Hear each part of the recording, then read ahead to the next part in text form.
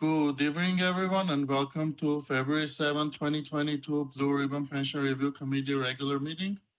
To help slow the transmission of COVID-19 and protect the health and safety of the community, City Council as well as Board and Commission meetings will continue to be closed to the public for in-person attendance.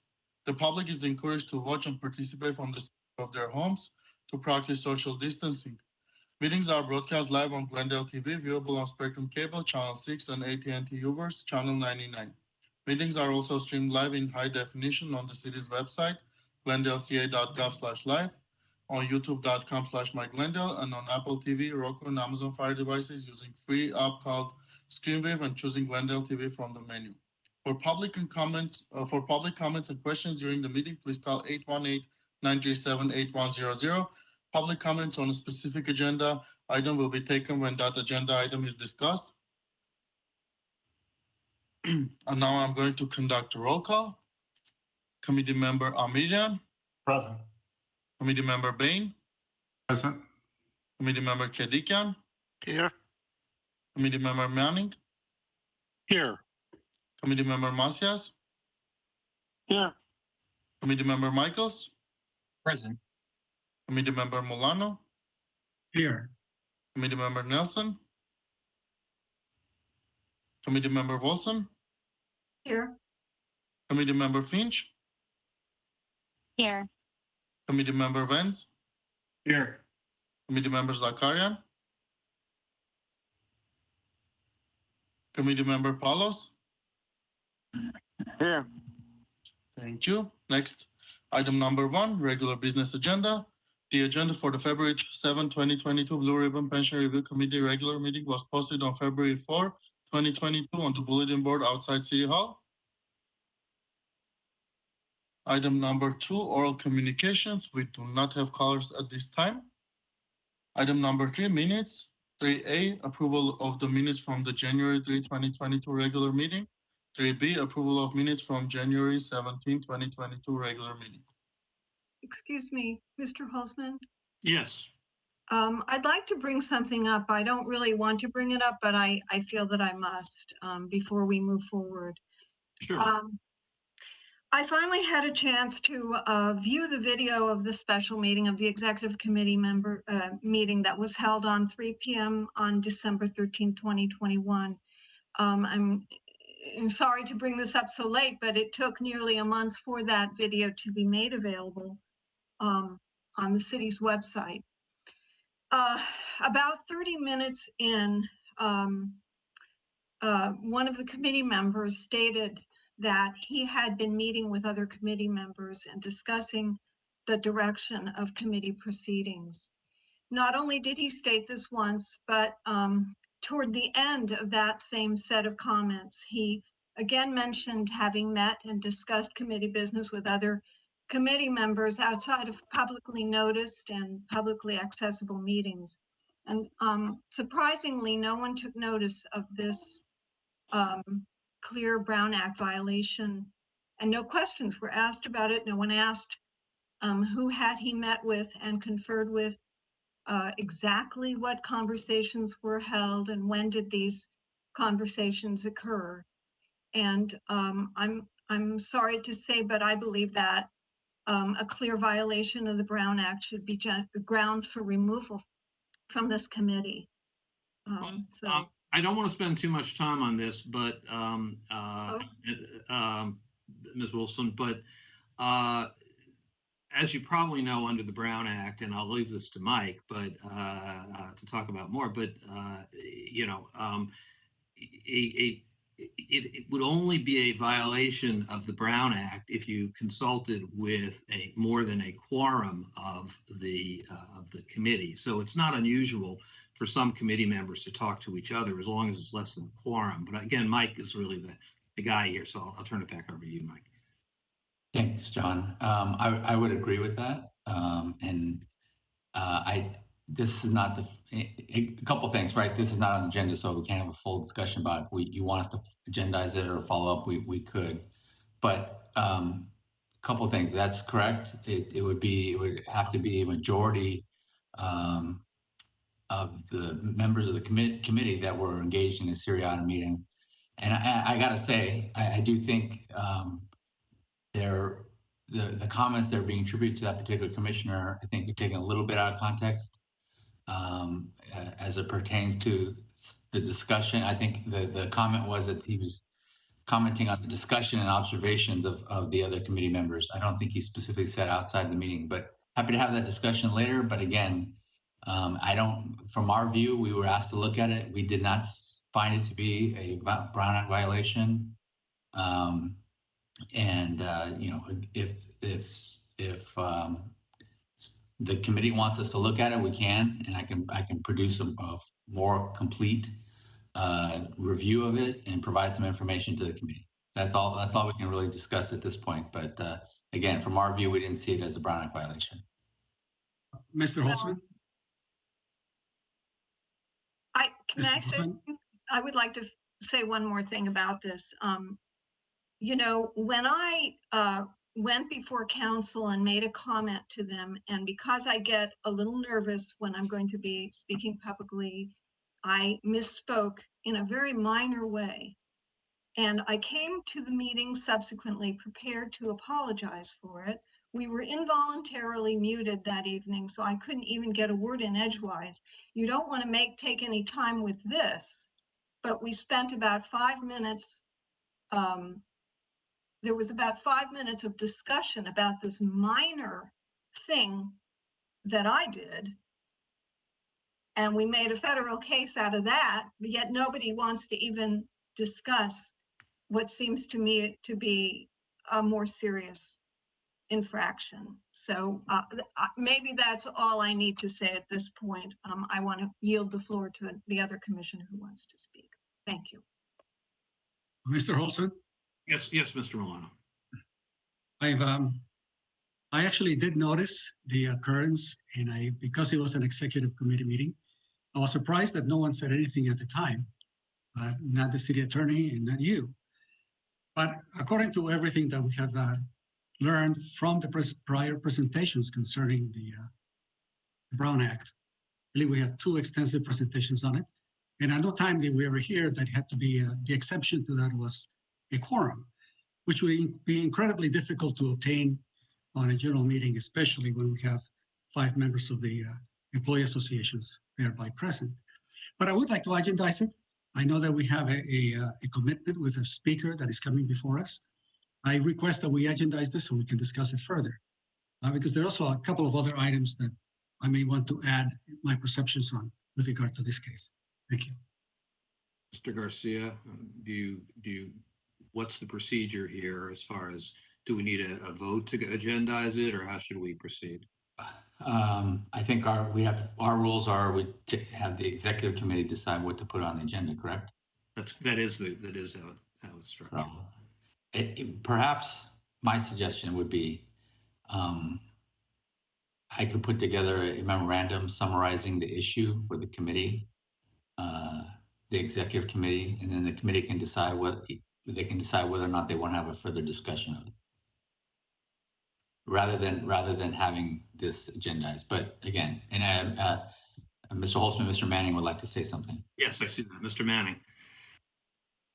I just wanted to point out that under agenda item 6 on today's agenda, and actually we have a similar item on all of our agendas, we can bring up and vote on any requests items on future agendas. So it doesn't have to be deferred to an executive committee meeting. We can actually vote on that today, and that certainly does not prevent that from being brought up in an executive committee also. But we don't have to wait for an executive meeting on that. That's a fabulous point. So let's do that, and I feel very comfortable with that. Let me just say, though, more broadly. I mean, look, not you personally, but you all hired me as facilitator, and I don't want to sound critical of these points, but we have limited time, and we're tasked with an important task. I don't like seeing this group, fighting within itself. I mean, and I would just really urge everybody in the spirit of let's get through this to kind of, we know that we don't all agree, but let's not turn it into a procedural morass. Let's try to deal with the substance. That's my take on it. Again, unsolicited. So with that, let me start with our guests for the evening, who have been treated to a little bit of fun at the beginning of the meeting. So tonight we have. Before we start, I apologize, Mr. Holtzman, for the minutes. Are we going to approve the I'm minutes? sorry. Yes, let's do the minutes. We're going to need a motion and second for that. I motion to accept the minutes 3A and 3B. Excuse me, I have a comment about the January 3rd minutes. I think I had asked that the sentence, Wolfson says this isn't much different than PEPRA or other measures, to be stricken, but Yes. it's still there in the draft that was sent out with the agenda. Okay, I apologize for that, Ms. Wolfson. Mr. Holtzman, if I can maybe address that point. Ms. Wilson, I believe you had sent a request for consideration of some items being changed in the minutes, as well as Mr. Milano. We actually went back and watched the entire video and compared the proposed language that you and Mr. Milano had presented individually to what was said in the actual meeting. And what you have in front of you is an accurate depiction of what was actually said at the meeting. Now, if that wasn't your intent, which is entirely within your purview, I would say that the minutes for January 3rd are accurate, therefore you should approve them. But I would suggest maybe making some clarifying comments today, which will show up in the minutes for the 7th for future approval. And when would it be appropriate for me to do that? So I think now is probably the perfect time. Okay, so the sentence that says, Wolfson says this isn't much different than PEPRA or other measures, if those were the exact words that came tumbling out of my mouth, they were not what I meant. Thank you. All right, thank you, Ms. Wolfson, and I'm sorry, I wasn't aware that had occurred, so I apologize. Okay, with that, are we prepared to approve the minutes? I'd like to move the minutes as submitted. Second, please. Second. I'm going to conduct a roll call again. Committee member Amirian, Yes. committee member Bain, Yes. committee member Kedikian, Yes. committee member Manning, I was not at the meeting, so I abstain. committee member Macias, Yes. committee member Michaels, Yes. committee member Milano, Yes. committee member Nelson, committee member Wolfson, Yes, committee member Finch,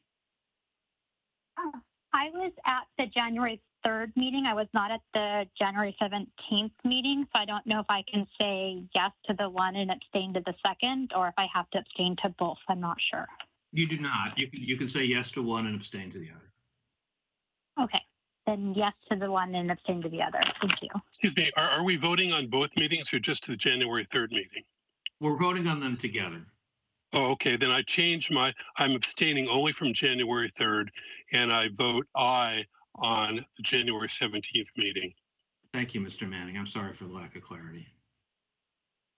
committee member Vance, Yes. committee member Zakarian, Yes. I'm sorry I joined late. I had some connectivity issues. thank you, committee member Palos, I'm going to vote yes on the 3rd and abstain from the 7th. thank you. Item number 4, business items. 4A, presentation from Public Agency Retirement Services, PARS, regarding City's 115 plan.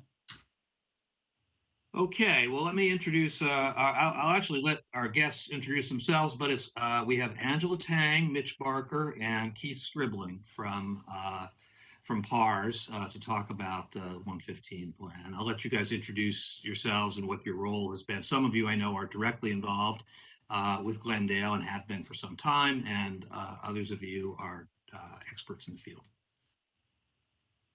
Thank you, John. It's a pleasure to be in front of everyone tonight. My name is Mitch Barker, Executive Vice President with PARS.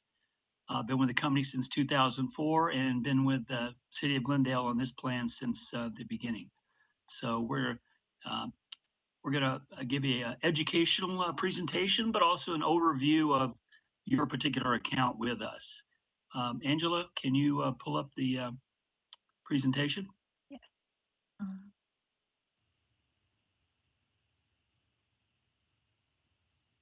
All right. Can everyone see that okay? Yes. All right. Very good. Next page. All right. There's our contact information if anybody needs to reach us. Next. I just want to make sure y'all are aware that we are a team of 3 companies working together to bring you this program. PARS, we're known as Trust Administrators. We do the record keeping, the accounting. We monitor plan compliance as it relates to the IRS. This is an IRS approved trust. GASB, because GASB's statements 68 governs pension pre-funding, and state government code, which gives us broad guidelines for the investment side. And we certainly monitor money coming in and process the disbursements when it's time to take money out. We are also the quarterback of the team and make sure communication goes well. Our trustee is U.S. Bank. They are the custodian of the assets. They hold the money, and they also provide oversight protection as a fiduciary. And then Highmark Capital is our investment management partner. Been working with these guys for 20 years, and in my opinion, they certainly do the heavy lifting trying to make sense of the tea leaves and the murky crystal ball, and do a great job of listening to your input from staff, and then also trying to manage the money. Next. Although this is a combination trust, the focus for City of Glendale is really on the pension side. So on the right-hand side there, you have funded $40.5 million over time. You've done a great job of preparing for what's to come in the future from Calpers. So we call that our pension rate stabilization program. And the 2 ways that the money can be used are to either reimburse the city for pension-related expenses or to pay the retirement system when you deem it appropriate. Next. As you know, a couple of noteworthy things have happened recently. Number one, they had a good year of 21.3% ending last June 30. However, it triggered a 5-year-old policy of risk mitigation, and it caused them to lower the discount rate from 7 to 6.8. So who knows quite how that's going to offset each other between a year of very good returns and a lowering of a discount rate. It will take approximately 2 years for those numbers to sort themselves out and for you to finally see how it's going to affect your unfunded liability and your employer contribution amount. They also shortened the amortization period from 30 to 20 years. And that's one of their policies to, again, lower unfunded liabilities faster. Next. We'd like to share why it makes good sense to pre-fund pension, and you've done a fantastic job of getting there, as we mentioned, 40 million to date. It gives you local control over the assets, meaning you decide how much you put in, when you take it out, and also what's the risk tolerance level. We think those are important considerations, and those are at the city level. Plus, it's a stabilizing program. You've got your general fund not earning much, probably 0.5 in the last year. You got Calpers earning quite a bit last year, but the previous year they were at 4.7, and the previous year before that 6.7. So it's kind of been a volatile ride. And the key is to stabilize this process and shoot for in the middle of those 2 situations, and that's where we are with our pension rate stabilization program. And also diversification. This allows Keith and his team to diversify the investments and hopefully earn a greater rate of return than the general fund, which they've done. Next. Investment flexibility for anybody that's on the technical side. The California government code that we follow is 53216. Again, that allows Keith and his team to diversify investments in a prudent fashion. Next. going to turn it over to Angela, and she's going to go through the specifics to your particular plan in the pension. Thank you, Mitch. So starting on page 9, this does provide you a quick summary of the city's plan, which started back in June of 2017. The plan administrator is the city manager, and the current investment strategy chosen is the Moderate High Mark Plus strategy, which the city does have an individual account. Keith will go into a little bit more details on that in a couple of pages here, but you can kind of see the history of the changes that have been made to the investment strategy over the years by the city. The second half of this page does give you information on the account as of the end of the calendar year, so the end of December 31st. As a reminder, the first contribution that we received into the account was back in August of 2017 in the amount of about $17.6 million. Since then, we have received additional contributions of $14.8 million, giving the city a total contribution of $32.5 million. No money has been taken out thus far, so we've been able to see a total investment earnings of a little over $8.5 million, giving you that total account balance as of the end of December that Mitch mentioned of about $40.5 million. Moving along, this next page gives you a look at the graphical representation over time of the contributions that have come in, and then the build of the assets over the years as well. At the very bottom right there, you can see the $40.5 million that's in the account as of the end of December. Moving along on page 10, we did put together some information from the most recent Calpers actuarial report, and this is the most recent one that they do have available, and it is as of June 30th of 2020. We've also included some information from the previous year just to give you a look at how things have changed over time. But as of the June 20th, the 2020 reporting, the actuarial liability for the city was at $2.2 billion with assets at $1.5 billion, putting the city at about 69.1% funded ratio. Typically, we do see it ranging anywhere from 60 to 80%. So the city is definitely right in line with what we do see, and it's actually right in the middle of the range that I mentioned. The down below, the two lines here are what we wanted to note. So the employer contribution for fiscal year ending 2022 was at $75.6 million, and that is expected to increase about a little under 17% in about 6 years' time to $88.4 million by fiscal year ending 2028. So as Mitch did mention before, the most recent returns as well as the drop of the discount rate will not be reflected here. It'll probably show up in the report in about 2 years' time or so. With that being said, I'll go ahead and pass it over to Keith, and he'll go into a little bit more information on the investment strategy here for you. Good evening, everyone.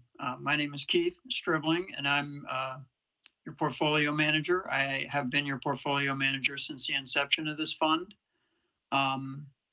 As was noted, I believe on page, you don't have to go back there, but on page 8, by pre-funding your pension, you have earned $8.5 million that the city did not have to set aside to help tackle this really difficult issue of pension. So it's a good thing that you stepped up and did that. You are in the moderate active strategy. It is a strategic asset allocation of about 50-50 mix of stocks and bonds. At the end of the year, which is what this is a print of, we were basically right at the strategic asset allocation. You can see the returns down below, compounding at almost 9.75% over 3 years, compounding at 6.7% since inception, and last year was up 6.3%. Last year, the portfolio spent about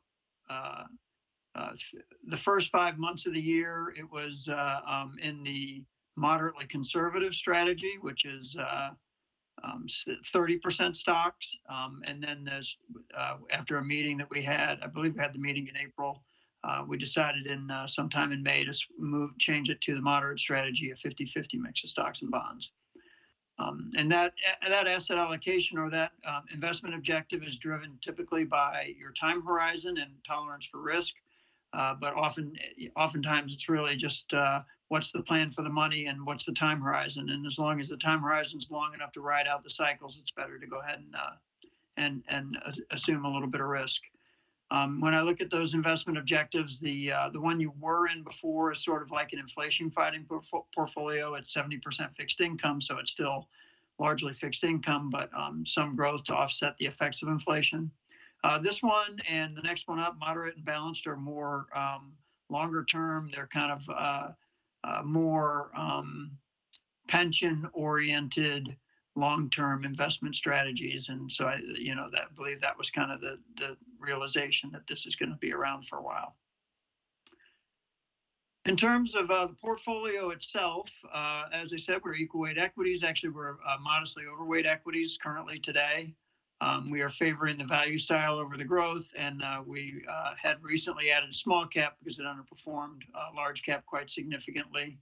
We're shorter duration fixed income, and the economic or the underlying reason behind that is we believe that the economic recovery is sustainable. Therefore, you have a lot of positive things happening. We have aggressive fiscal policy from the government. We've got monetary policy. It's easy, but it's changing, and it's changing because inflation has gone from transitory to sticky, and so the Fed's starting to rethink what that might mean. And whereas before, maybe 6 months ago, I don't think anybody thought that there were any rate hikes coming, and now it looks like 3 to 5 rate hikes sometime this next year. So, but the bond market seems to appreciate that the Fed is paying attention. We have, COVID is still an issue, but as I think most of you know, it is at least on the decline at the moment. It's sort of the worst of it. The worst of the current variant is rolling over. This variant seems to be more contagious, less deadly, so maybe less bad outcomes. But we also have a lot of people vaccinated with some boosters. And we have antiviral pills from Pfizer and Merck, so sort of like Tamiflu for COVID. So we're getting, more ways to fight it. We have passed the infrastructure bill in Congress, so that should be additive to growth. The thinking is eventually the global economies will improve and reopen, leading to a steepening yield curve and favoring corporate earnings growth and earnings momentum, and therefore better for the stock market. And also with inflation, that's probably the biggest risk right now. Inflation is high, and even with some rate hikes, real rates are negative at the moment. But probably the hope is that when the Fed starts to hike rates, that will sort of put in the peak in inflation, and it will at least begin to taper off a bit. Keith, you've got a question from Mr. Manning. Yeah. Hi. How often is the portfolio rebalanced? Well, so your portfolio, I actually do it, and I'm not going to say that it is. So I let it run a lot last year. Normally, I probably rebalance it quarterly. That's kind of my thinking, but I let it run quite a bit last year because the market was doing well, and it just seemed like it was a better alternative than the bond market. I did rebalance it toward the end of the year, which is how you ended up with slightly underweight, 49.75% stocks. It's sort of like a moment in time. That's not really where it spent the balance of the year. Most of that year, it was probably about 52% stocks. And I then also rebalanced it recently. So maybe a week or so ago. So, sort of depends on what's happening and how often I rebalance it. But, I kind of think quarterly would be sort of a stock answer.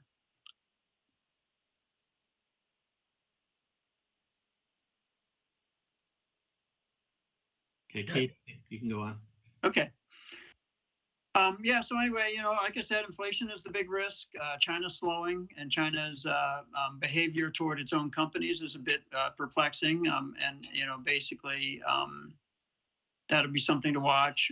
But I think the big story is going to be inflation and how, whether or not the Fed lands the mothership smoothly. So we're all eyes are on Jerome Powell. Any questions before I move forward? Good to go. Okay. The next page is just the breakout of the different classes and returns. And the thing I guess I'd point out is over the long term, active versus, the active funds versus the passive funds, the returns have been pretty close. But this past year, we had a couple of active funds that didn't do so well, particularly our small cap growth and our large cap growth managers did not do particularly well. So active strategy underperformed the benchmark this year, but over the longer term time periods, it's been pretty close. Next page just shows you the different funds that you own and the different weights. Maybe the one thing I'll highlight in here is right in the middle of the page, you'll see small cap growth, RSEJX, Victory Small Cap Growth Fund. That's the one that underperformed. So the one right above it, the Undiscovered Managers Fund. So a couple of years ago, that small cap value fund had badly underperformed, and our research group met with the firm and came away with the feeling that it was just a function of what was going on in the market and that their strategy was still sound. So we stuck out with them. And they have had a great recovery since and are actually a top manager in the small cap value space. With the Victory Small Cap Growth Fund, we met with them. They've had a very rough year, and we met with them, and the feeling was not the same. The conclusion that we had with the Undiscovered Manager, the Small Cap Value Fund. So we actually sold out of that fund this year and just bought the Vanguard Small Cap Growth Index as a placeholder until we can find a better active fund. So, just thinking about, we have active managers, but then we also make decisions internally about those active managers and, trying to make sure that we have confidence that the strategy is going to be sustainable and repeatable. And if it's not, we'll make a change. So in this case, we did make a change to that fund. And the next page is just kind of historical returns. So, all right. Thanks, Keith. John, that's our presentation. All right. Well, let me ask you a few questions to start out, and then I know our group will have some questions. So, I guess first of all, starting back at kind of the beginning, one question that has arisen is, why do a 115 trust at all? And what does that give you that you wouldn't get from just, say, putting more money into Calpers? It's a good question. So the idea is to earn a greater rate of return than leaving the money in the general fund. And as I recall, you were at a 30% reserve policy. And so I believe there was a move made to reduce that to 20%, and you took the other 10% and put that into the trust, those assets being restricted, but they had the chance to earn a greater rate of return than the general fund. So you get the opportunity for diversification. And the money could be used to either reimburse the city or to pay Calpers at any point in time. I think to answer your question specifically about why not give extra money to Calpers, Angela, go to that slide. Funding. So you've already got 1.5 billion with them. I think the prevailing thought of the committee at that point in time and the council was, we're going to diversify. So we're going to have a second bucket where we control what the risk tolerance level is. In this case, you started out moderately conservative, 30-70, and you eventually moved to a moderate, 50-50. if you sent that extra 40 million with Calpers, for the first couple of years, it actually would have been underwater, meaning it only earned less than the discount rate. Plus, it was only at one strategy, 75-25, which is pretty volatile. So I think the feeling was we're going to have two buckets of money. We got 1.5 billion with Calpers. We're going to have the second bucket of money where we can control the risk tolerance level, and we have it there to hedge what future risk mitigation we need to perform relative to what Calpers does. So, Yeah, hey, Mitch, can I add to that? sure. So the other thing to keep in mind is that you send all that money to Calpers and it's just gone. They just have it, and it doesn't change your liability really.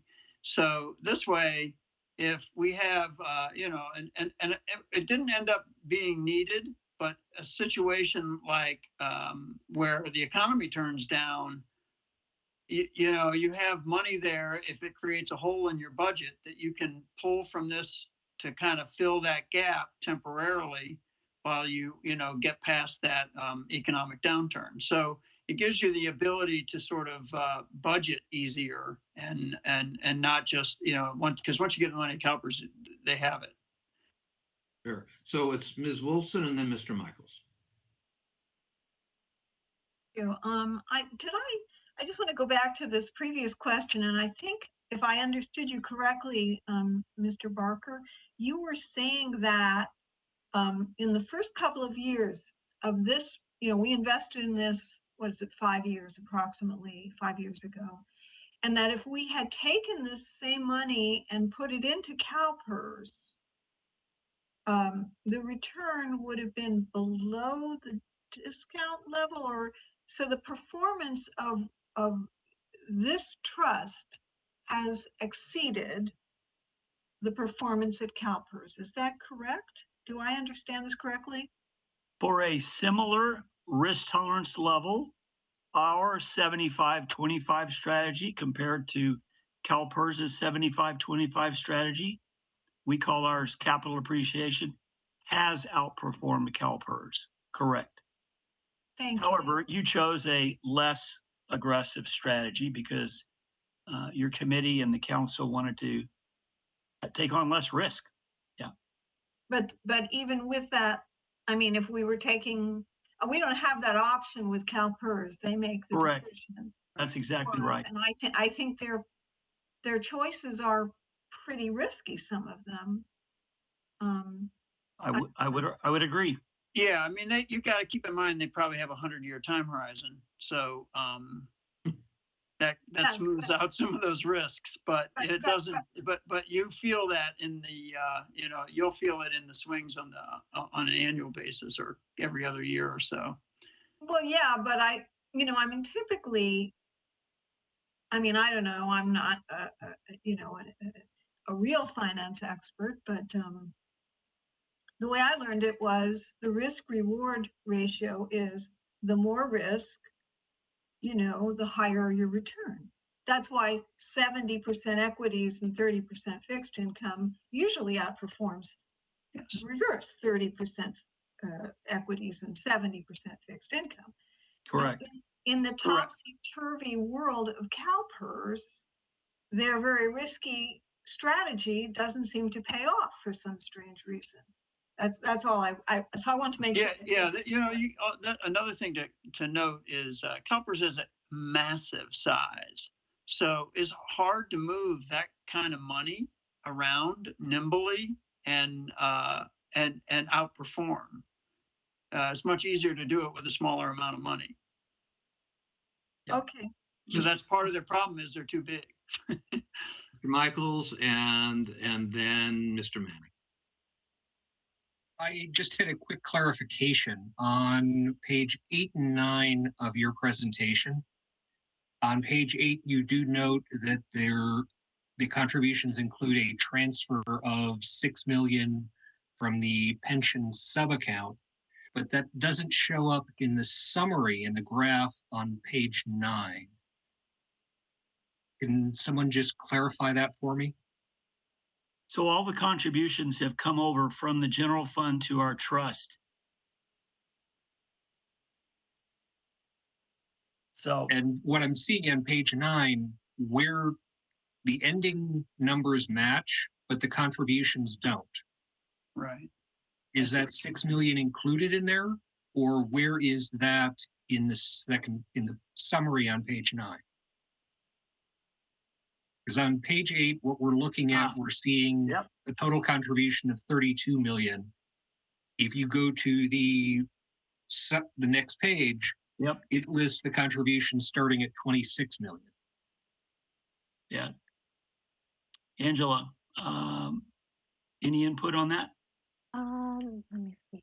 Yeah, so yeah, we can have that updated, but essentially the 6 million that came from the other sub account wasn't being categorized as a contribution since it was a transfer.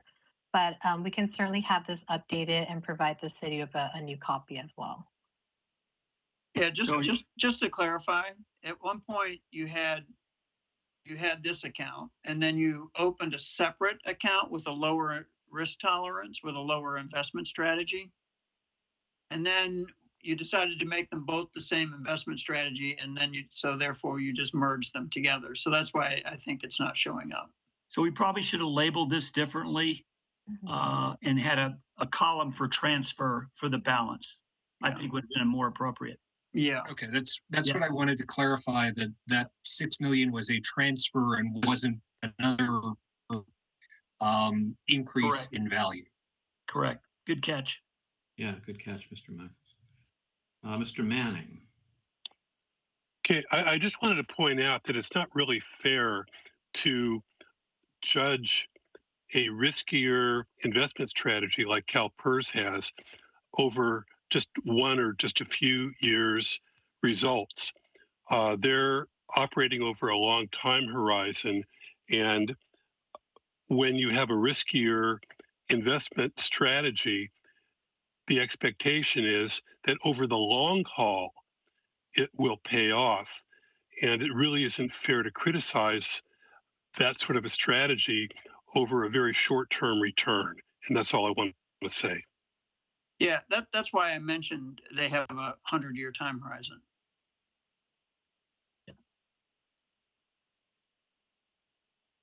So I had a question, and this is partly to the city folks and partly to you guys.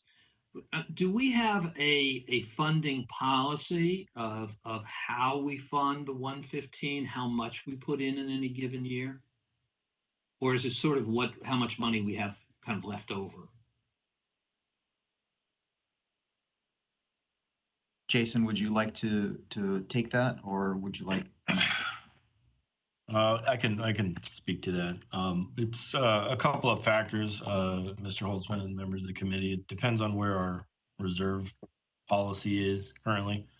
We have I think someone had mentioned we had a floor of 20%. Our reserve policy is actually a floor of 25% up to a target of 35%. And then it also just depends on what our future requirements are. We certainly do discuss it at our quarterly updates with council as far as making additional contributions, when appropriate. Mr. Kadikian? Yeah, on page 13 of the presentation, the net return after fees is 6.49% from the date of inception, whereas Calpers' discount rate, I think, is 6.8 at least. What kind of rate of return are we expecting to do better than Calpers' 6.8 discount rate? So Calpers' discount rate is with 70% stocks, and this portfolio is 50% stocks. So it's a much less risky portfolio. So it's not designed to achieve the same return. The reason you have it in a lower risk strategy is because you might have a need to use the money in a shorter time period than Calpers. I mean, I understand that, but I'm looking at it from an investment perspective first and foremost at this point. It sounds like the investment with you is going to get us about 6.5%, whereas if we were to just pay Calpers, we're saving 6.8%. And I understand the risk and the tolerance, but at the end of the day, it's money better spent over there than invested here. I understand the benefits of the budget. It eases our budgetary issues. And I have concern because when we ease those budgetary issues, it makes the fact that we owe about 600 million to Calpers disappear, and business continues as usual instead of working harder and harder and harder to hit Calpers and bring that dollar figure down. For example, it's, you could say, I'm going to refinance my mortgage and put it for 40 years now instead of the 20 years. And now my budget is much easier and I could go and live a little bit more comfortable, but I have the mortgage to pay until 40 years, when if I hit it harder, I would have been done in 20 years. So I understand the investment issues, but my concern is the budgetary easing and what comes with it also, which is business as usual when we could work harder to bring that figure down. Mr. Holtzman? I guess it's just a commentary I did. Yes, yes. Mr. Tartaglia. I guess to maybe address Mr. Gadikian's commentary just a little bit, and I'm a little worried I'm going to delve a little too far into an area that I'm not 100% comfortable in. So pardon me if some of this doesn't make any sense or I have to hand it off to Jason. But I think one way of approaching the value of the 115 Trust is to take a look at the strategy that we had actually implemented, or the strategy that we looked to implement by implementing a 115 Trust. We weren't looking to address the existing unfunded pension liability with the 115 Trust. We were looking at smoothing the curve or smoothing the increases of our normal cost in our pension plans over a certain number of years when we knew that we were going to reach the highest peak. So instead of trying to address a 40, I'm making up numbers now, but instead of trying to address a $20 million increase, for example, in the normal costs year over year, when we know it's going to be actuarially the highest, the idea would be, the strategy would be that we would take a portion of the 115 Trust balance and help to bridge that gap. So our normal costs through the general fund would be impacted to the same tune, 12, 13, 14 million dollars a year, but anything above and beyond that would be smoothed out by what was in the 115 Trust. So it was really a way for us to smooth the impact, because we were trying to address that, not the unfunded liability piece. Does that, I hope that makes sense. Yeah, so just it does, and I agree with you, John. I mean, if that's the objective, then yes, that makes sense. However, this committee has been tasked on dealing with the unfunded liabilities, not smoothing out the budget, and that's a very valid reason. But for our committee's purposes, we're looking for options on dealing with the unfunded liabilities. Absolutely, and I want to make it clear, I don't mean to defend the policy. My intent was really to explain what the idea and the strategy adopted by council at the time was. The committee is absolutely free to make whatever recommendation they do. I just need you guys to understand what the basis for what we do and why we do it actually was. So thank you for that. Mr. Bain. Yeah, I may have misunderstood something before and just wanted some clarification. You made a comment about outperforming Calpers in the first years. Did that cover inception to date, or were you only comparing the first couple of years that Calpers was low? I think Mitch was comparing equivalent strategies with Highmark to the Calpers pension strategy. Like, we have different risk strategies. So our capital appreciation strategy is the one that most similarly mirrors Calpers strategy. And so he was just saying that strategy, if you take the same amount of risk with us as you would taking with them, then you would have outperformed them. Through year to date or inception to date? 10 years, or since we've been running that strategy, I believe. but that's not your strategy. So, you know, just trying to keep, there's two, one is comparing apples to apples and the other is just, this is your strategy and how it's done. I'd be curious to know from your other clients whether, because I happen to represent, it's actually a special district that has a specific funding policy that's actually driven by likely decline in the discount rate. And so they're trying, sort of consistent with Mr. Tartalian said, to essentially save for the rainy day where the discount rate drops to, I'll call it 6.5. I can't remember what the exact, I think it's actually 6.2 is the number that they think are working off. But I mean, are there other clients that have a more specific policy about how much they put in their 115s? Yes, John, we've got a whole range of funding policies that we can provide you and the committee and staff. And I'll just give you a few here. By the way, yours is on that top 9 list. I cite it literally every presentation, but one, for instance, City of Alameda comes to mind. They take 50% of the year-end surplus and put that into the trust for pension. You know, most agencies I've shared that with said, well, 50%, no way, that's too rich for our blood. Well, you know, you choose whatever percent you think is appropriate for that particular city or agency. So that's one I like. Another one is, as you know, there's 2 ways to pay Calpers. You can pay them monthly, which is a higher amount, or you can pay a lump sum at the end of the year, which is a roughly 3.5% discount. So a number of agencies have budgeted the higher amount. They've paid them lump sum, and they've taken the 3.5% discount and used that to pre-fund into the trust. So we've got a lot of strategies we could share from other agencies in their staff reports. Yeah, I would love to see those. That would be great. Thank you. Yeah. Mr. Milano. First, Dave, I want to know if there are any other committee members who have questions. If not, I want to be the last one to add a few things to this, the observations that I have. Okay. So if there's nobody else, I want to, because I have several questions. There is. So, Mr. Michaels? Well, maybe we'll have questions after his questions. I don't know about that, but okay. I don't know if I can guarantee you last place, but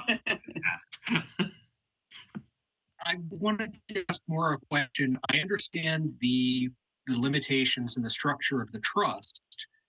Can perhaps staff talk more to how this type of structure couldn't be set up outside of the trust, and a sub-account separate from the general fund, a different investment strategy? Can these same strategies be implemented without putting the funding into a trust? Good question. Let me go to the Angela, the slide on funding. Yeah, no, one back. There, I'm sorry, the one on California Government Code.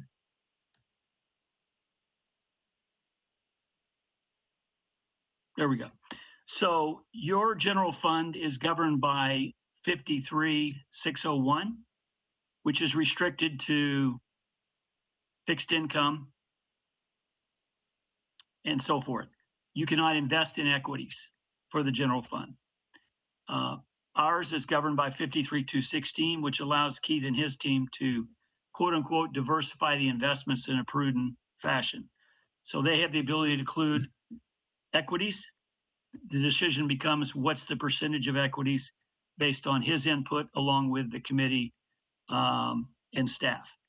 So you could not take money within the general fund and put it in some reserve account, so long as it's still within the general fund, and diversify those investments. And one, just want to make sure everybody's clear on. So the great thing with the 115 is it's a quote irrevocable trust, but it can be used to pay your annual Calpers.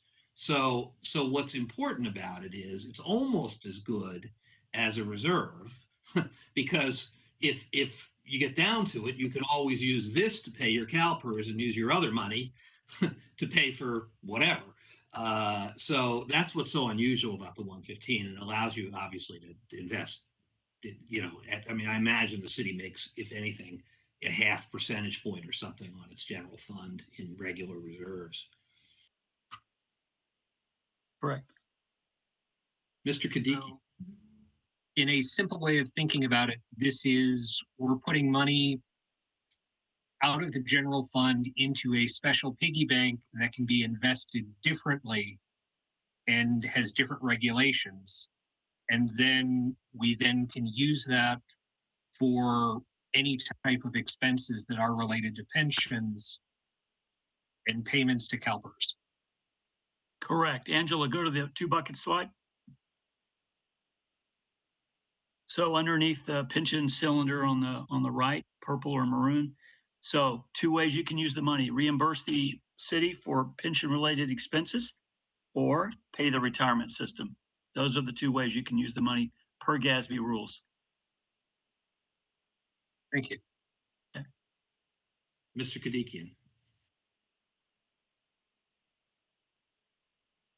You're muted. If the city was to invest with your firm at the same risk level as CalPERS, what kind of a return do you think we would expect over the next 5 or 10 years? I mean, we have 5 years, by the way. So that's a Keith question, and they make annually they make expected rates of return. So Keith, you can give them that answer. I don't have that PDF in front of me at the moment, unfortunately. But what I can tell you is it would be similar to CalPERS plus or minus. How's that for an answer? Because even the returns that if I had that return sheet in front of me, it's that return sheet is 30-year numbers, and so it's not even really relevant to the next 5 years. So just sort of depends on what happens. Okay, thank you. Yeah. All right, I think Mr. Milano, this may be your moment in the sun. All right, thank you very much, and I want to try to recap what I understand so far. And I am really appreciative to Mr. Michaels because he asked a couple of the questions that I had pending. So he caught those as well very clearly and helped to clarify it as well. But I just want to see if I understand this properly. And I want particularly the opinions of the presenters tonight rather than the opinions of the staff, unless I say something terribly incorrect. So the city has been paying on a regular basis its annual required employee contribution, which is a combination of what the city is paying plus the employee contributions combined. So it's been making those payments year after year. But now it appears to me that in addition to those expenses that are generally captured in our CAFR as obligations every year as operational expenses, the city has decided to take the 30% reserve, cut it down to 20, take 10% of that amount, and now assign it permanently to some type of pension obligation, right? And that the money can be used either to address the other post-employment benefits or CalPERS, either one. Other than that, that money is locked out, and so that city's reserve for general operating expenses, does not include pensions, are now reduced to 20%. Okay, that's the way I'm understanding this. Now, we have not been tasked in this committee to address the other post-employment benefit, which is in of itself a significant problem that has been financially for the city. So because it's not, it's kind of like worrisome for me that even though it's a fund addressing the pension obligation, it could be used to address another very similar type of expense of which we are not tasked to evaluate.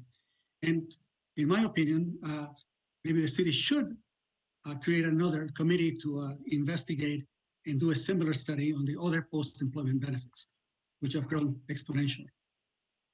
Now, it appears to me, And I haven't heard the name of the city treasurer. Is the city treasurer not involved in these decisions at all? This is, I guess, a question more for staff. It's a yes or no question. Is the city treasurer involved at all in these decisions having to do with the city's fund towards this trust? Anybody? Okay. Yeah, committee member Milano, members of the committee. Unless Mr. Toctalian wants to answer this, I do. It is a joint discussion, but ultimately, and if your question is in regard to the 115 trust, ultimately a recommendation is presented to the council, and they make the ultimate decision on where the funds are allocated. Okay, so the elected city treasurer has no input with regard to either the performance and where the city funds are going, or where the investments are going, the percentages or anything. That's actually not accurate. That is not accurate. It's not accurate at all. As a matter of fact, a lot of what was said wasn't accurate, but I'll just stick to the city treasurer piece. The city manager does consult with the city treasurer prior to making a recommendation to council on which investment strategy to utilize, or the level of risk that we should undertake. Okay, thank you. With regard to the other comments that I made, could you correct me on those? How did I get that wrong? Mr. Bradford earlier explained that we don't have a 20% floor. Our reserve policy was 35%, or it's 25% floor with a target of 35%. We did not dedicate a permanent 10% funding source towards the 115 trust. And in terms of the OPEB liabilities having grown exponentially, it's actually the exact opposite. Our OPEB liabilities decreased from about 400 million down to 20 million overnight. We implemented some major strategic initiatives to accomplish that, primarily by unblending our retiree medical from our active employees. Our retirees don't get medical coverage from the city, but they were allowed to continue to purchase from the city plan. They stayed within the pool as retired employees, paid the full share, but that did have an impact on the overall rates. By unblending them, we were able to reduce that OPEB liability overnight. Okay, thank you very much. If I have anything, that's the whole idea of this committee, to my perception, that I want to make sure that anything that I have incorrectly in my head is corrected here. I don't mind being wrong so long as I get corrected. And by the way, I'm going through my information going back to 10 years ago when I was actually looking at the post-employment benefit and was quite concerned about that. With respect to the fees, what are the management fees and the fund fees for this particular trust? Can anybody tell me what those are? Yes. I'm pulling up the price list here. Angela, I don't have the blended rate handy. They start out for the PARS fee at 25 basis points, and they go down to 10 basis points. You're in the over $40 million category. At that level, it is 15 basis points. Highmark's investment management fee starts at 35 basis points and goes down to 10. For anybody that's not too comfortable with basis points, it's 0.35%. It goes down to 0.10. I have, I'm sorry. No, at the $40 million level for. I'm sorry, I did not catch also that there was a delay in the 15 sound. basis points. I'm sorry, you guys are talking over each other. Mitch, can you just repeat the last sentence or so? Sure. So the Highmark fee at 40 million plus basis, 40 million in assets is at 15 basis points. Yeah, also known as 0.15%. And actually, that's both the trust and investment management fee. So the trust bank being a U.S. bank who's not currently present, but we split that with them. Okay. In the blend of investments, since you're, I guess, in my opinion, heavily on bonds, are many of those funds like municipal bonds, like like when city borrows money? Is that correct? No, they're taxable bonds. Okay. And they're bond funds. So yeah, so PIMCO, Double Line, and Prudential are the three primary bond managers. And Vanguard. Okay. Ms. Wilson wants to ask a question, so I'm gonna. I know I promised you the end. We'll come back to you, Mr. Milano, but I feel like this is I'm fine. Thank you very much. Okay. I'm fine. Ms. Wilson. This is actually connected to one of Herbert's questions, so I'm sorry. I didn't think about this before, but I noticed that the investments are all in funds. Yeah. And we're talking about the fees. Yeah. And I wanted to just ask, you mentioned what your fees are, but aren't there fees within the funds as well? There are, yeah, embedded fund fees. Yeah. So the returns that you see are after the embedded fund fees. Thank you. Okay. Mr. Milano, more questions? Yes, I actually do. So in trying to understand the manner in the impact of these pension payments, I drew this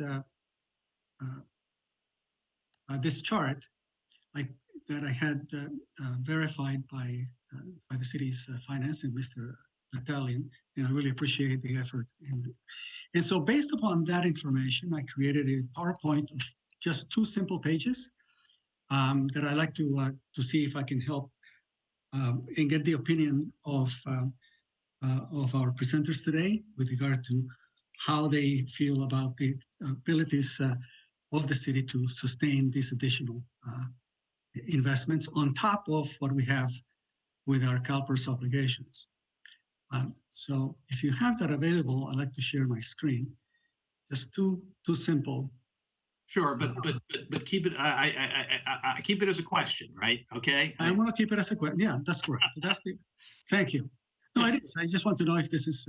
Okay. Is there who has it and can you share it? Okay, this is the screen I want to share. Can you see it? I don't see a prompt. There should be a share prompt. Can somebody? I don't know who's running the meeting. Let's see. Who's running this meeting? I don't see a prompt at the top. In mine, it's on the bottom. On the top, there's a share. Share. There we go. There we go. Okay. Is that visible? Yes. It is. Yeah. Okay, so let me do this.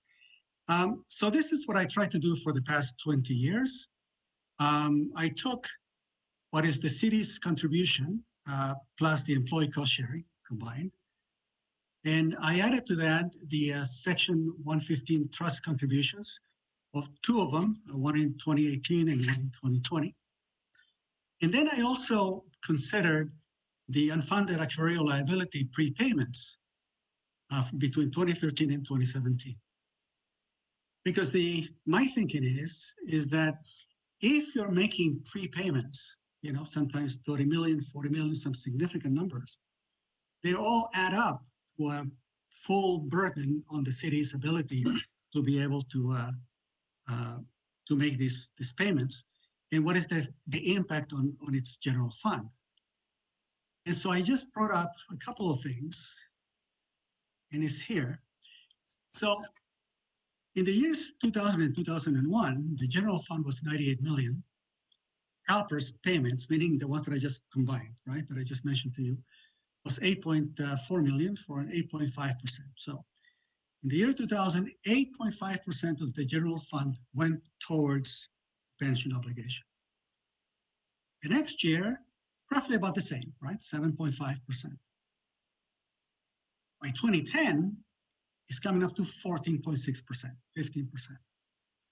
By the year 2015, it's up to 20%. And by the year 2020-21, it's really approaching 50%. So this is my concern, that at what point in time is it better keep plowing a larger and larger share of the general fund into either prepayment Calpers or, in this case, the Section 115 trust fund? And what would be the prudent approach based upon these numbers that the city should take? After all, we don't necessarily contribute to Section 115 funds every year. We only had those two particular contributions in the years that I just mentioned. Anyway, I'm done with the sharing. Mr. Holtzman, if I just may. Yes, thank you, Jason. I just wanted to on this particular slide, Mr. Milano and members of the committee, the Calpers payment you have listed for 2020, 2021, our annual required contribution was 66 million, not 112 million. No, I didn't. Of part of that 66 million, our payment towards the actual liability, the UAL, was 45 million. So I just wanted to clarify that with the I see.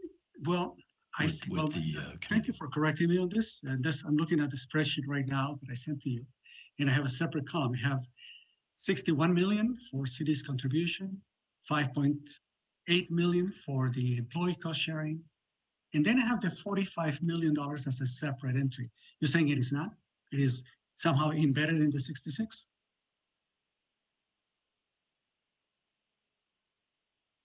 Because I show 4 payments to the unfunded actuarial liability. 29 million in 2018, 35 million in 2019, 41 million in 2020, and 45 million in 2021. So if I'm wrong, then my question is moot, right? But if I'm correct, then we have a significant increase in the amount. So this is what I'm trying to get at. And that's why I sent you the spreadsheet, to make sure that I had this thing clarified. Because it seems that we have these annual required contributions. And on top of that, we have the unfunded actuarial liability prepayments. And optionally, we have this additional Section 115 trust contributions. So what is the best way to go? Given that if these numbers are what I say they are, what is the best approach to basically addressing it? Do we count on Calpers? In other words, what is the probability that the returns on the Section 115 trust funds would exceed or be superior to the Calpers contributions, right? Going forward. What is that probability? You have a guess as to 50% chance that it'll be greater, 20% chance that it'll be greater? What is that number? Because after all, we're dealing with probabilities, and it's something that we all have a problem with, right? We're dealing with probabilities that are long-term, and we need to make a decision on probabilities going forward, whereas the percentage of our general fund is ever increasing.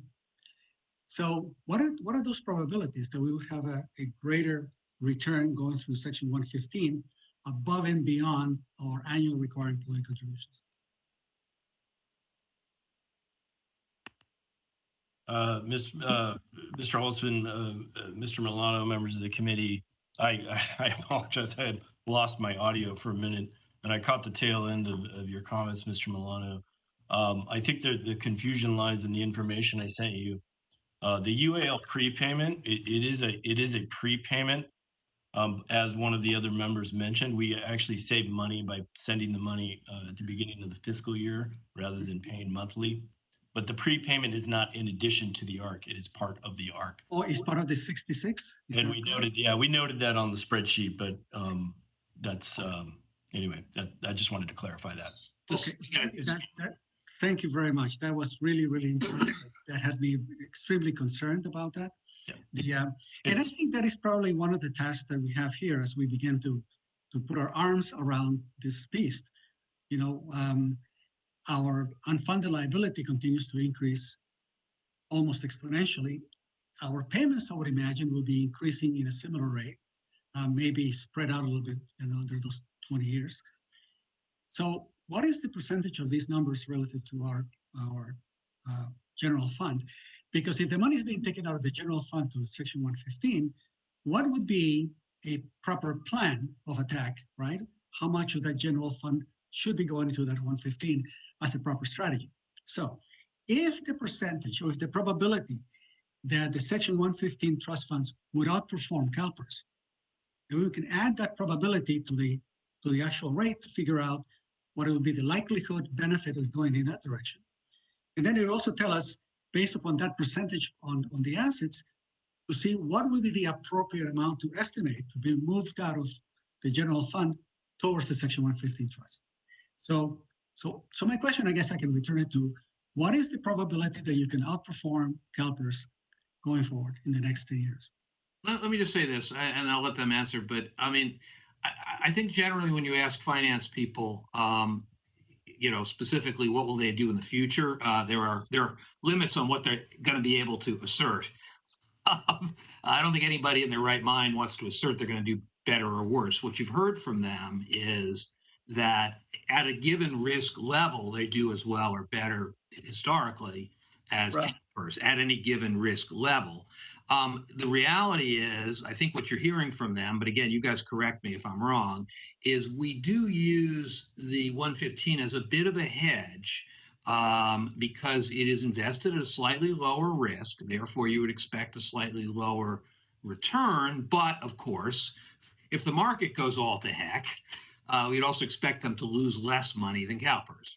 Is that a fair statement? That is a fair statement. Thank you. So I think that's the broad point. I mean, you could just as easily make the decision to invest at the same risk level as Calpers and probably do roughly the same as Calpers, give or take a little bit. But I think what the city has done by choosing a strategy, and by the way, the city chooses the strategy, not PARS, is based on a policy judgment to be a little bit more conservative with the PARS. Okay. So one other couple of questions here. You mentioned, or one of the presenters mentioned, the various different risk factors. You mentioned COVID, infrastructure, funding coming from the federal government to boost the economy, the inflation being a risk. How do you consider the potential for war in international conflict affecting it? I mean, last night's news was pretty daunting with regard to the conflict between the Russia and American Ukraine. Yeah. And that to me is a kind of a concern because obviously COVID was not really forewarned, but we had other major incidences. Basically every 10 years, we seem to have something major happening. How are those risks computed into these calculations of future benefits? Who does that? Who gives us those probabilities going forward? And are they included as a hedge, right?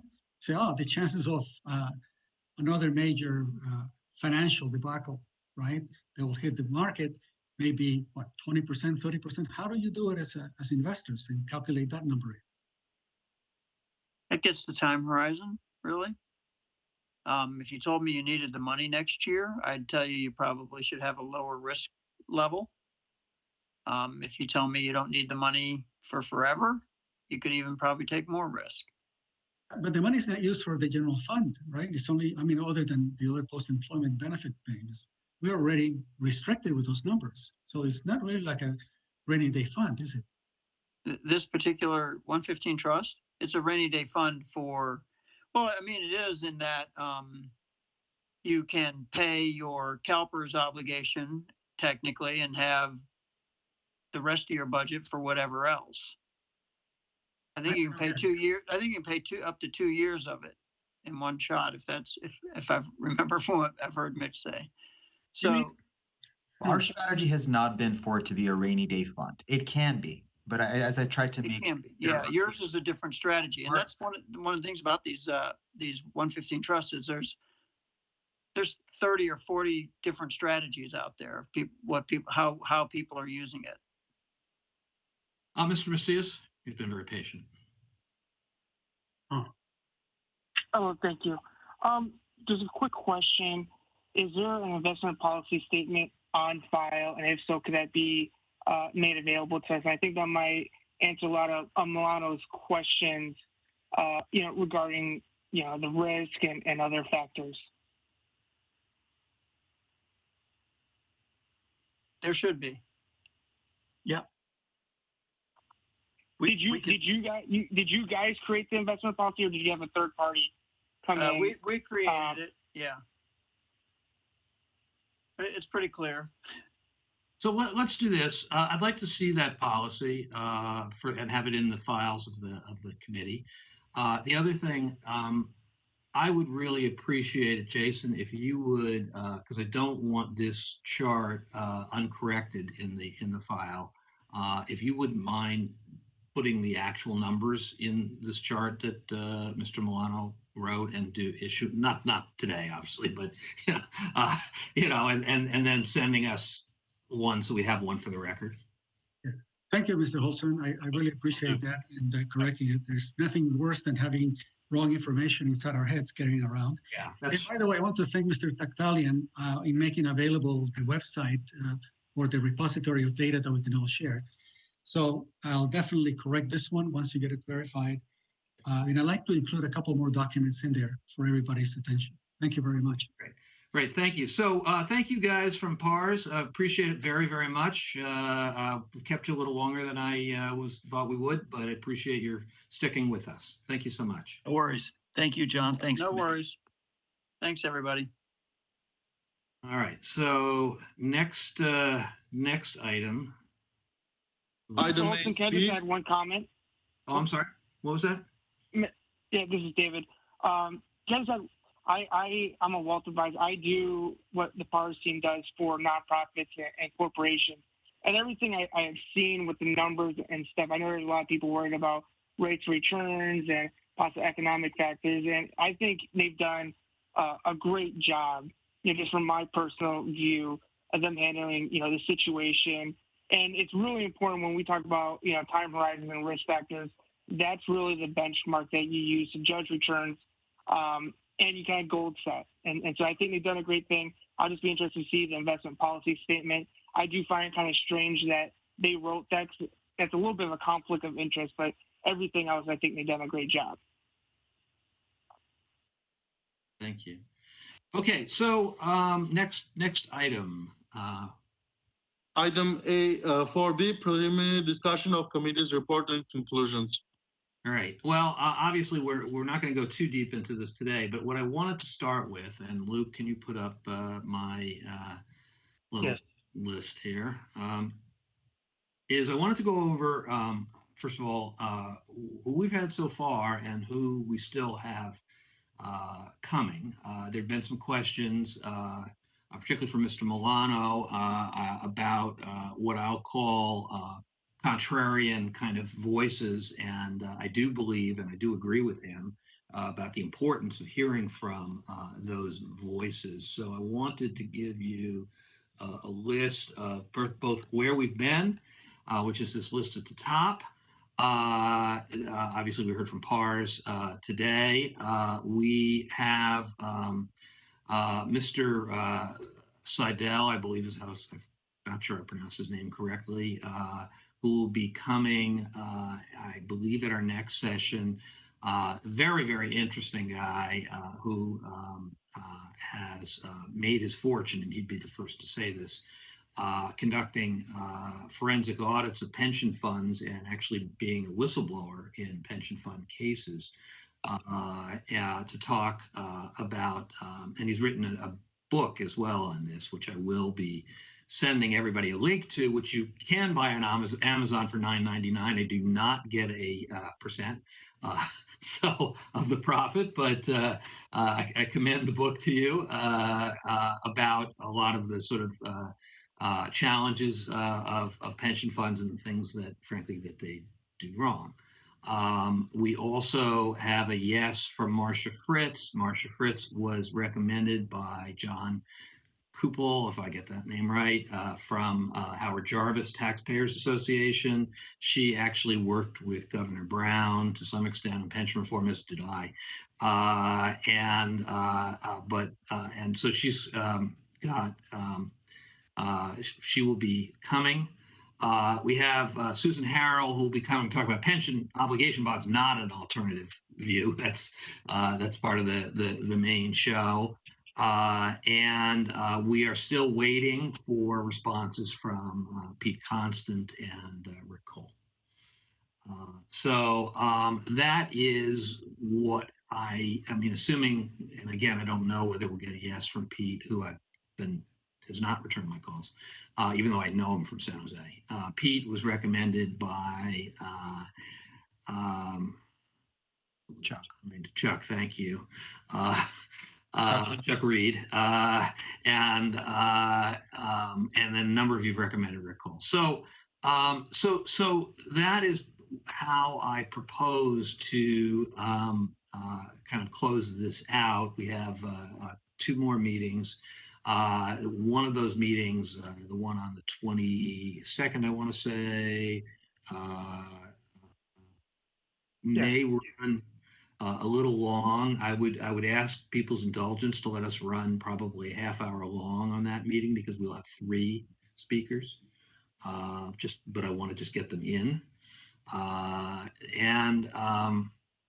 Anyway, so that's kind of my thought about closing us out. I wanted to get views from the members. Then, if you'll recall the schedule that I was proposing, I would commence to drafting something that you guys could work with, spend a month or so doing that, and bring you back for 2 meetings to go over what conclusions you want to put in, emphasize. I'll take my best shot at it, and obviously you guys will be the deciders, as they say. Mr. Holtzman? Yes. Thank you very much for making the effort to get Mr. Seidel to come speak with us. I had been hoping that we could get or access Mr. I think it's John Merlach. I think he was a legislator. He was involved in, I think, a treasurer for the county of Orange. He represented them, I believe, as state senator. And he was an outspoken, what should we say, critic of the manner in which governments were addressing the issue of pensions. And he did it for many years. And I really think that this committee would benefit greatly if we're able to find him. He's now retired, but I hope that you can make a strong effort in finding him. With regard to Mr. Bartel, what we did not cover was his presentations during the Little Hoover Commission meetings. And that's what I was hoping to get. What did they say back in 2011 with regard to how they foresaw the problem and what it has turned out to be? When I mentioned Mr. Bartel, I did not know that the city was already contracting with him for actuarial purposes. But what I am really interested in is what they said back in 2011 or 2012, when the state of California was having all these hearings, and to compare that with what has actually transpired. And I think that would have been really, really, if we can still have it, I'd like to see from their files a discussion of what they presented to the legislature at the Little Hoover Commission back then. In regard to how cities work and they are impacted, that's why I wanted to see Mr. Rick Cole present, and I did manage to reach him twice, and I was able to find him as a professor at Pepperdine. So I figured I'd let you know that he is available. So I don't see what the difficulties are.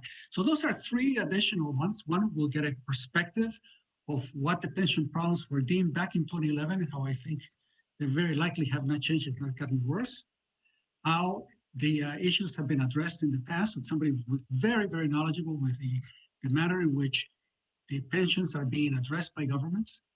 And then with Mr. Rick Cole, how these pension obligations are impacting city services from a really experienced city manager with experience of various cities. So those three, I think, will give us a rounded picture that we have not had so far, in my opinion, with regard to how we move forward.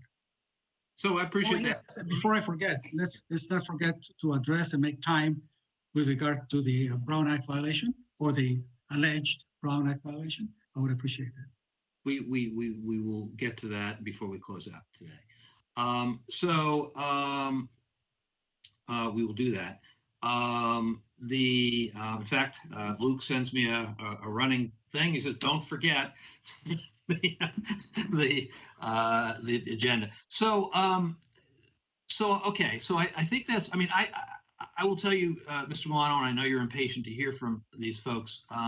And I do think that it's very important to hear, for lack of a better word, contrarian perspectives. But I think it's, I would defend the order in which we've done things here, which is let's hear kind of the experts in the field as we know them, and then let's hear the critique. I think that's the right order to hear it in, and so we will get to a good number of the folks that you have wanted. Yeah. If I may, Mr. Holtzman, yeah. I just feel very comfortable in getting a presentation from organizations that either are not being paid by the city or have ties with the city and that are fully independent.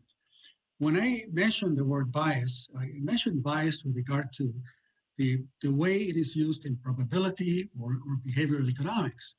And unfortunately, for many people, when they hear the word bias, they are thinking it in terms of personalities and issues with groups and so forth. And that's not my intention. I do believe that when there's somebody has a financial stake in something, that we will not get as open and as arm's length presentation as we would. And that's why these suggestions come forward, because I know that these individuals have no ties whatsoever with the city of Clinton. No, look, again, I don't think, I think, everybody understands the importance of hearing those perspectives. So I don't think we'd be doing our job if we weren't. So I think that's good.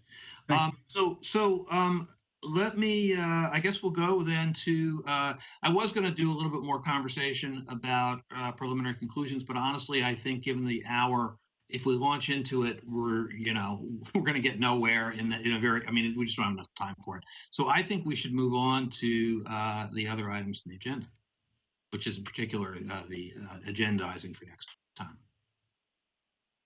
But where's Vlad? Vlad, can you read item number 6, request for items on future agendas? Thank you. So, all right, so I'm going to open the discussion on whether a majority of this board wants to agendize the issue of the alleged Brown Act violation.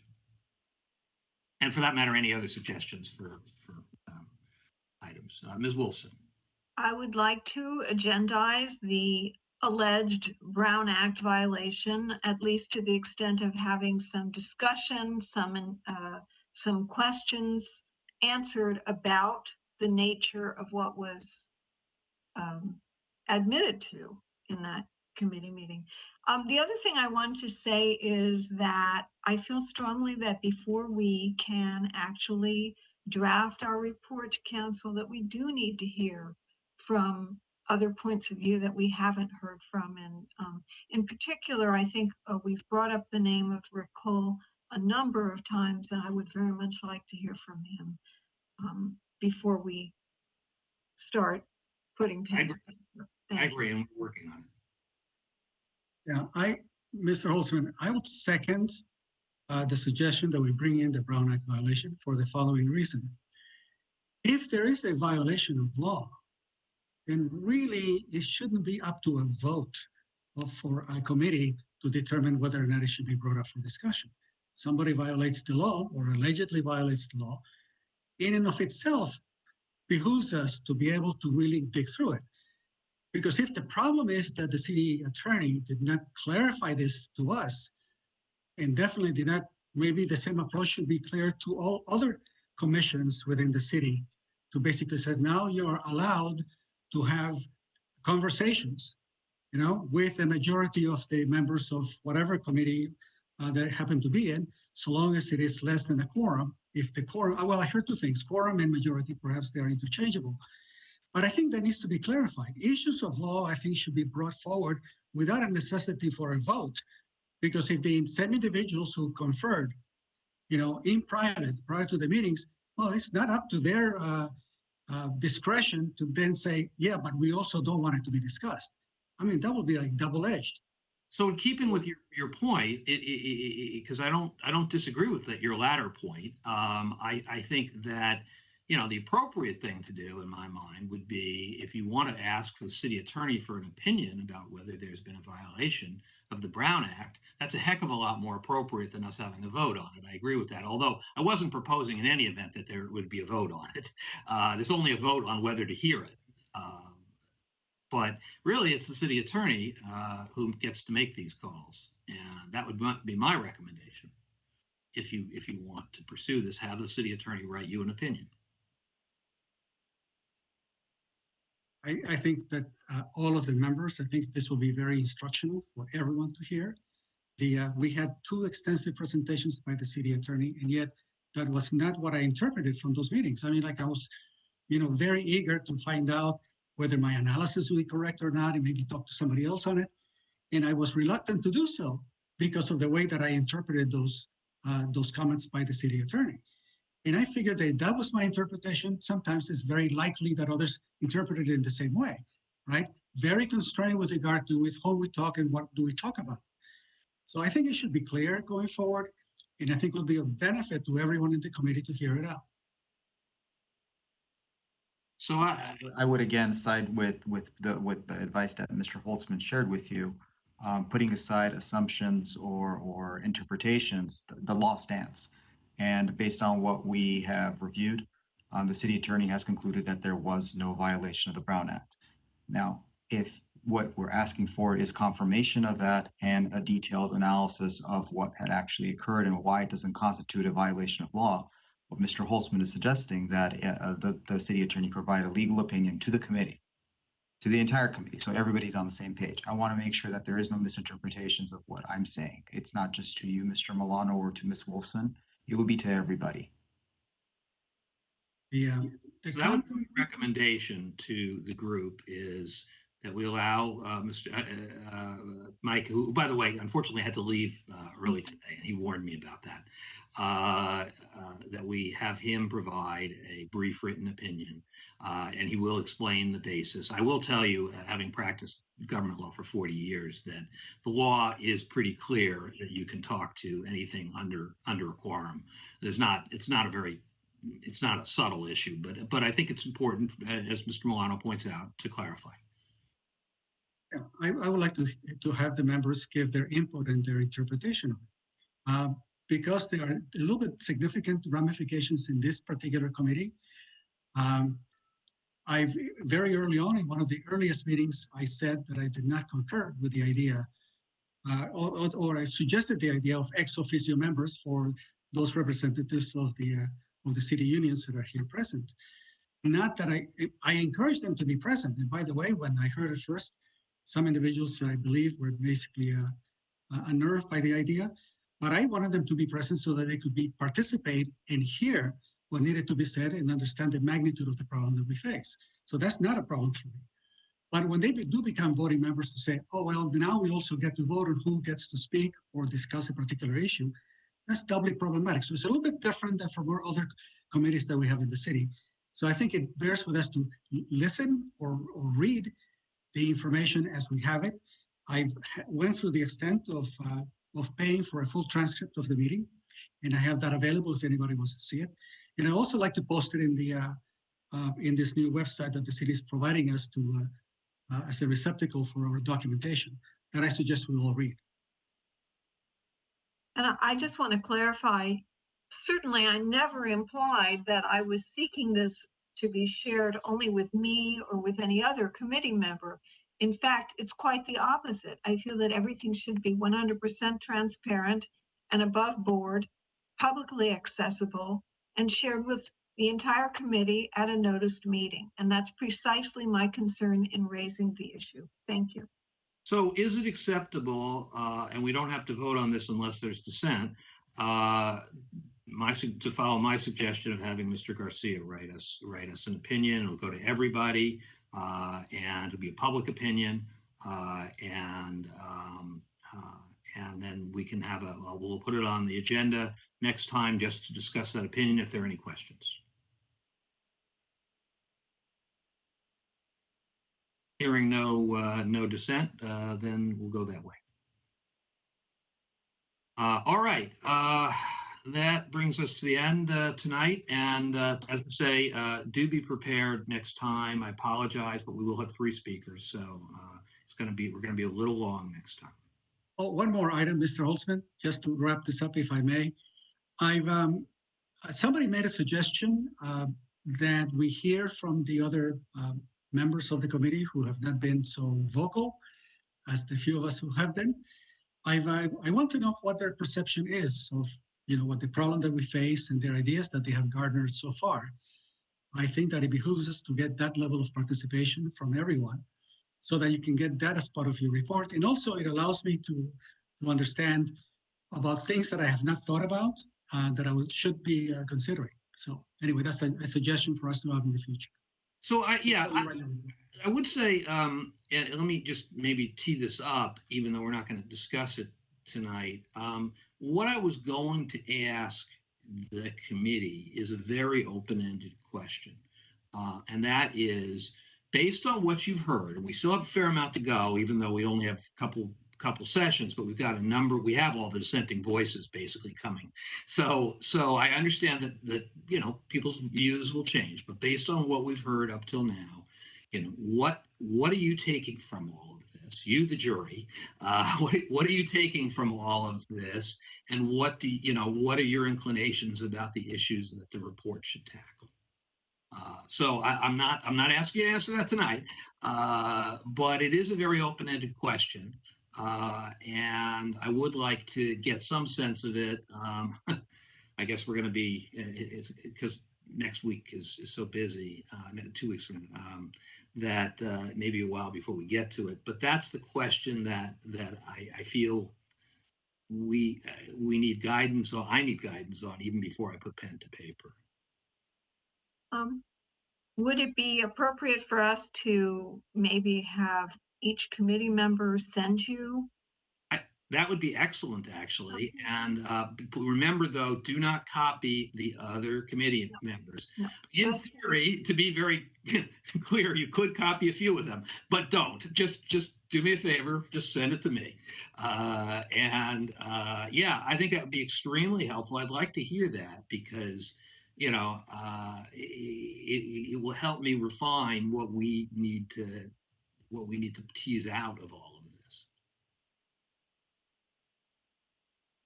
When is our next scheduled call? I'm sorry? When is our next scheduled call? It's the 22nd. Mr. Amirian.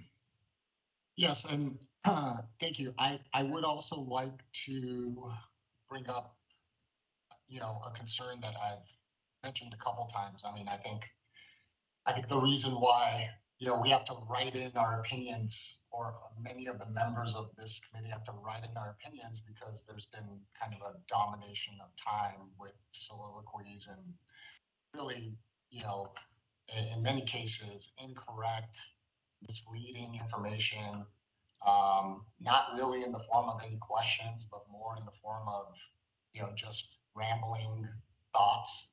So I would really, and I'm happy to vote on this, and I'm happy to bring a motion in front of the committee. I'd refrain from making procedural, motions in spirit of collegiality.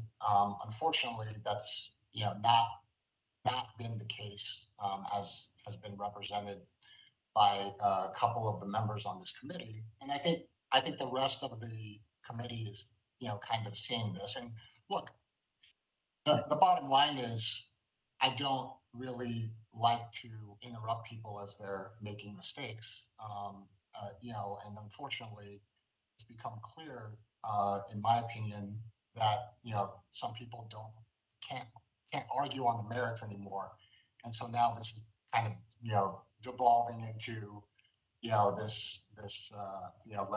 let's investigate the committee members, but that's okay. I'm really looking forward to hearing Mr. Garcia's report on this. But I do think as the facilitator, I would really appreciate that, I know that you have also erred on that side. I'd really appreciate, prior to any information being presented in the form of slides to the committee and to the public, that information is vetted so that it doesn't create a misleading, mistaken, quite frankly, disconnected from reality, type of chart that, many people might just kind of see the meeting, on their screen and not realize that information was just grossly incorrect.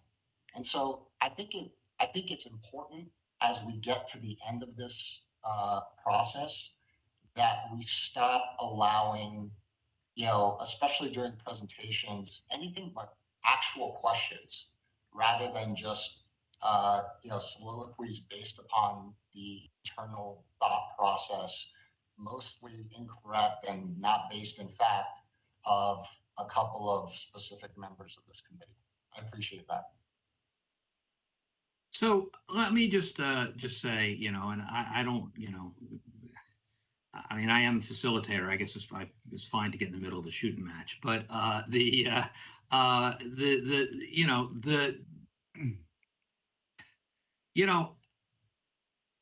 tempers run hot. I know there are strongly held beliefs. I do agree that questions should be questions. Very, very much agree that that's right. But I would also say, that, this is,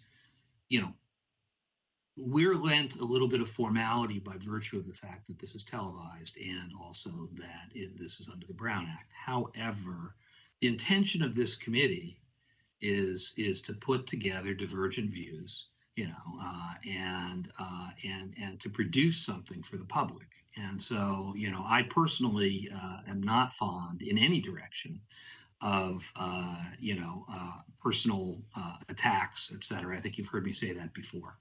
And I'm not pointing fingers at any individual when I say this. I'm just saying that generally. I don't think it's a good way of proceeding, and I would really urge. I don't think it's helpful to the overall process. I do appreciate there are a number of members of this committee, and I get contacted, speaking of Brown Act violations, I get contacted all the time by committee members who are frustrated by those kinds of things and are put off very much by those kinds of things. And I've had to work very hard to keep some of our very best committee members engaged in this process because it is a real turnoff to them, honestly. And so, yes, and I'm not, Mr. Amano, I want to be clear. I'm not just pointing this at you. I need I think for the committee members to understand where I'm coming from. And I'll tell you everyone what my frustration has been. I have been looking for and waiting for diverse points of view and found that to be necessary. And to be frank, we haven't had the diverse points of view being presented. Mr. Holtzman, I think you would agree. So when I know that that is what's happening, and then I have these calls to end the meetings, to conclude the sessions, we had this energy to move it and close it by December. We had to push hard to extend it beyond January. I'm looking at those efforts with regard to extending the meetings so that we can encompass diverse points of view for this committee to consider. So when a member makes continual suggestions to control or close or shorten the meetings, and then makes the assertion that he has made similar comments with others in the committee, I want to know who those committee members are, right? So I want to know that for a fact. Who is it that Mr. Amirian spoke with? And what was the nature of the comments? He already alluded that it was for the purposes of closing the meetings early. And to me is, if we have not heard the diverse points of view, then obviously it is frustrating to me not to hear. So I would like to maybe add the transcripts of this particular meeting so they'll be available for everyone to see independently. what was said during that executive committee meeting of December 17th? So look, May I say something too about these remarks? sure. Many times people have made remarks or raised questions, and they may not have seemed like questions because there's factual material involved. However, these are attempts to open up additional lines of discussion for the committee. They're not off topic. They're not opposition viewpoints. They're additional parts of this very broad and challenging topic. And I would like to see all of those suggestions treated with respect and courtesy by every committee member. And that's my concern about how we have behaved toward one another. Thank you. Well, what I would say just overall, and this has been true, I know these are long meetings. It's hard to sit in front of a screen this long, especially on pension issues. But I would ask you, if at the end of the day we have failed to hear the viewpoints, diverse viewpoints, then fine, and you can criticize, primarily me and anybody else you want to criticize. But I would say, why don't you hold your fire to see how well we do? I think that, I consider myself very fair. And moreover, I understand that the mission of this, and I hope that everybody on all sides understands that the mission of this committee has to be to ask questions that go beyond the traditional analysis. I think that's right. So I simply don't have any pushback to that point, and we're getting there right now. So let's just hold our fire a little bit and see where we get. All right. Okay, and thank you everybody again. Move to adjourn. All right. May I have a motion and second, please, to adjourn? I move to adjourn. Second. And we're adjourned at 8:25 p.m. Have a great night, everyone. Thank you. Good night. Thank you.